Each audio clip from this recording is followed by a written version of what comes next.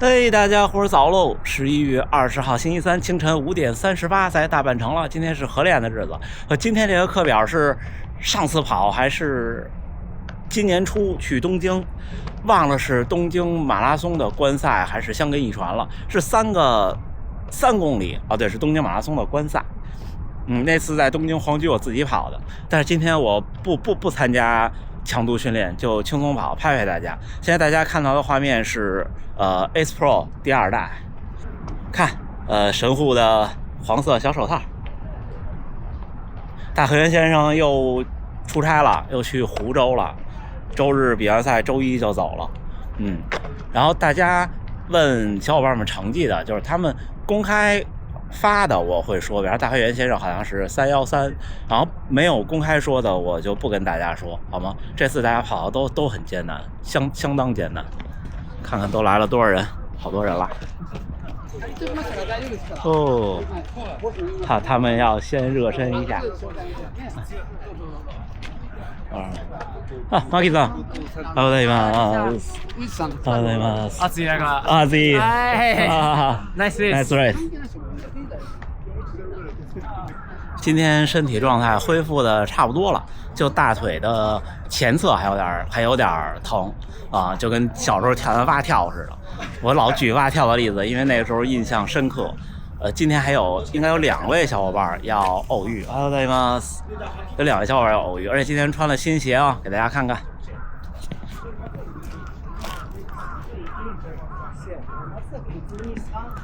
看清吗？穿的是大年，昨天终于收到了。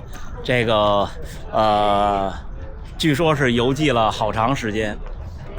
这鞋的感觉我得过2天再跟大家详细说，因为今天身体状态还不是那个状态，好吧？今天咱们聊聊恢复，聊聊比赛。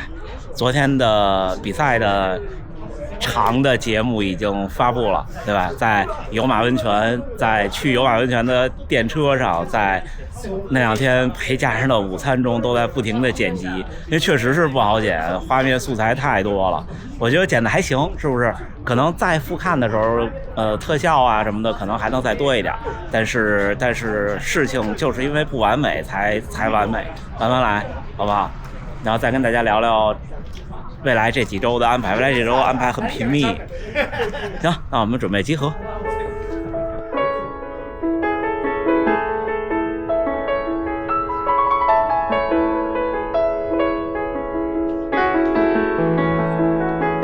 来，我们采访一下田先生。小田。别，田前辈，怎么样？感觉累不累？累。那天热不热？那天还蛮热的。对，我不知道您的成绩，方便跟大家讲吗？25759。哦，来，小伙伴们，目标是破3。目标是破3，25759。那个赛道能实现 PB 很不容易。如果温度好的话可以的，这赛道可以。对，温度好的话可以的，因为它是个高速赛道，然后坡还好，只有最后有一个大坡。最后那些大坡掉速了吗？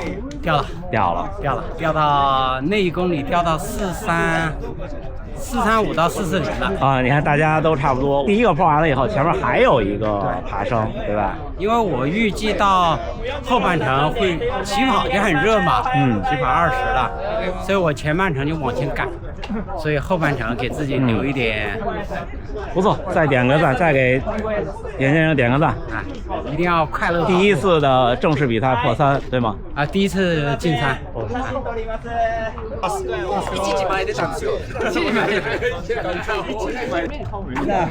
2、1、はい。刺された方が。OK。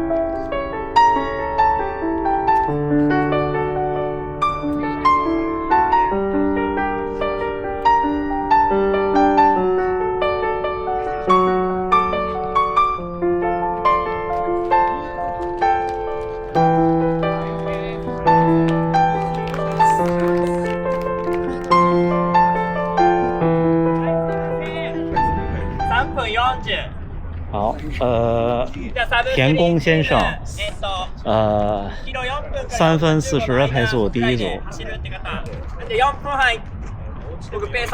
好，我来这组4分半。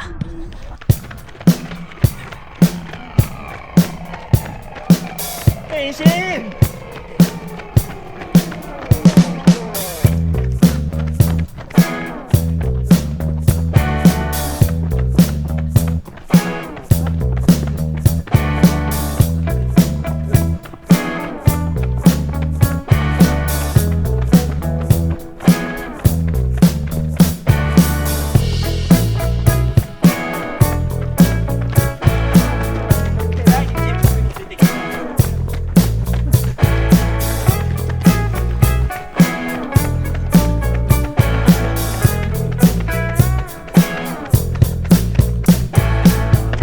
光线还是太暗了，小伙伴们，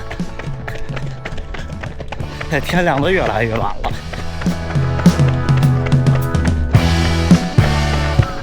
第一个3公里跑完，第1公里4分10几，第2公里4分22，第3公里4分13。不知道歇多长时间。刚才已经碰到一位观众了。我们今天是3个3公里。我不知道你大概能跑多快，你的配速是多少？3个3公里。对，我还有两个3公里，大概我们这一组4分到4分半之间。可以啊，可以啊，可以的话可以一起跑。我那个，神户嘛，神户有251。哦。没有想245。哦。对，但是那个就像你讲，我30公里之后掉速，因为后面也是一直上上下下，很棒的成绩了。对，很棒的成绩了。我想说但是就是对啊，就是而且我刚好比较在后面一点，我在 A 区。要是可以，我们可以一起。看您，我们还有。哎，你早，一会儿见。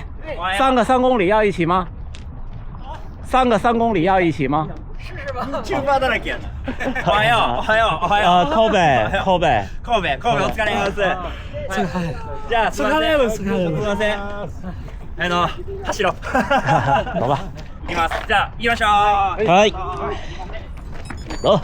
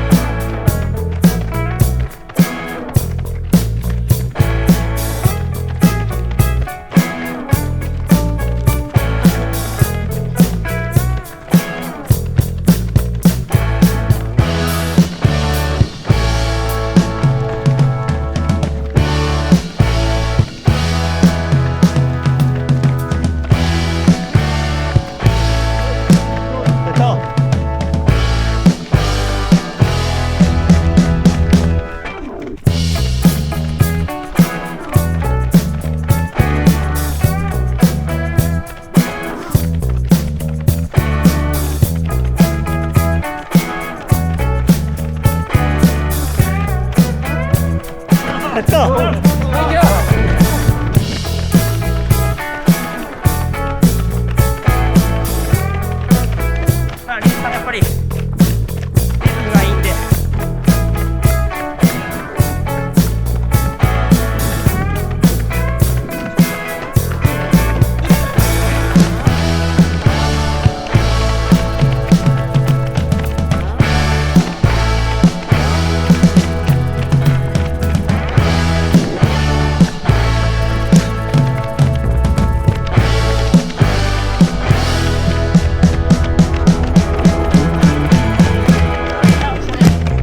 ナイストラ。はい、お疲れ。あ、お疲れ。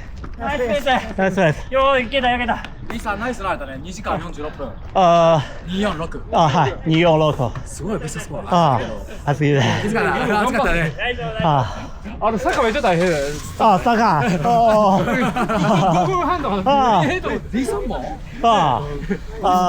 用39 kilo，萨卡 kilo，あ、キロ。 1 kilo，瞬間ペースは5分超えてる。啊，きつかったあれは。从哪里来？台湾台湾什么地方？高雄高雄 ，OK。台北马跑吗？有我有看到一起，一起。你看你台北马应该可以20里。我台北马不会很努力，因为我最后边都有安排。台北马应该就是去参赛。下一场什么时候？下一场没想好，就是有可能是12月8号的高百决赛，就是看能不能上场。 OK， 如果上不了场，做后勤，或者是去那个桐乡参加一个半马。这位小伙伴见过一次，大家还有印象吗？去年7月份应该是。哎呦，回来了！回来了。哎呀，回来了！胖了一圈啊？没有。没有。我都安慰你呢，确实胖了。吃喝17天，哎呦我的天哪！跟你们说，finish OK but on the picture OK， 那没有了，今天今天没有了，停表。我们又遇到了一位朋友，还没请教您和您怎么称呼？您贵姓？姓董先生。对对 OK， 我刚刚是正从那边跑过来跟你打招呼那个。我那时候太黑了，我以为他是您，我以为把外衣脱掉了。您怎么称呼？贵姓？我张先生。对 OK， 我看着很年轻的样子。92年我。什么成绩这次？我3小时05吧。3小时05首马。对。跑了几年了？3年吧。3年。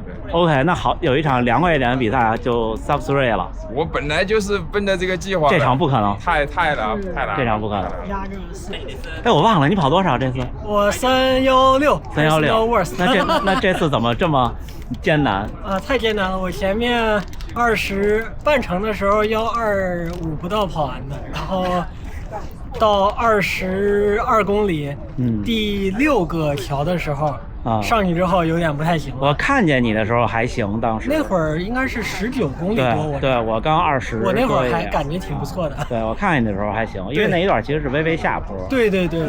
那段感觉都还可以。就它没有一个就是真正意义国内那种平路，它是那种上下，然后在拉扯里面就很容易爆掉。对，主要是太热了。我的判断就是主要是太热了。到第7个桥之后，25.1公里那个就彻底爆掉了。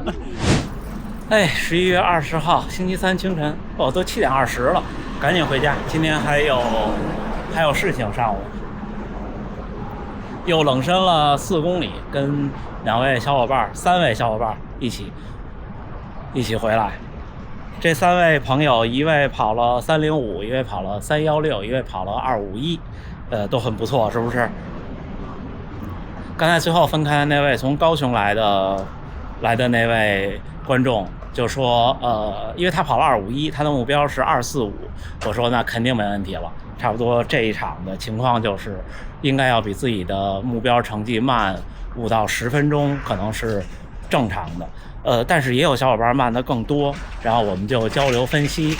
刚才那位251的先生前2个月都能跑到600公里，就是其实第一跑量是基础，就是我有的时候比赛真正没有信心的时候，其实这场我对成绩相对有信心，因为我前面练的还行，唯一的不确定因素就是生病那10天几乎的停止了正常的训练，就只维持了一个基本跑量以外，我对自己这一次的其实感觉还行的。那唯一的忐忑就是我知道是会高温，跑量是基础，就是跑量会让你在顶不住的时候还能有意志力。就跑量给人的可能，你看我最后从21公里、22公里之后，心率一直在180以上，我也挺害怕的，但是我发现我能顶住，是因为平常的训练给了我毅力。毅力这个东西在马拉松赛场上，我觉得分成2方面，一方面是能维持这个毅力的能力，还有很重要一方面是心理的能力，这是靠跑量和长距离来堆砌的。